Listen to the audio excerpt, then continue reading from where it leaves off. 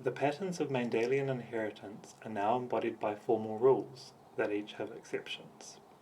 Most familiar organisms are diploid, having 2 copies of every gene. Alleles are different forms of a gene.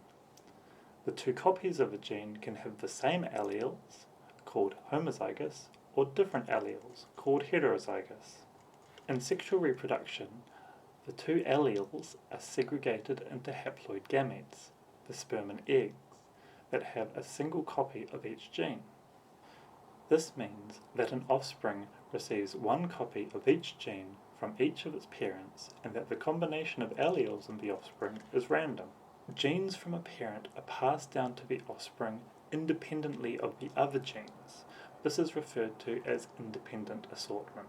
These patterns of genetic inheritance were first appreciated by Gregor Mendel. He observed these effects in the 1800s without any knowledge of the physical basis of genes or DNA.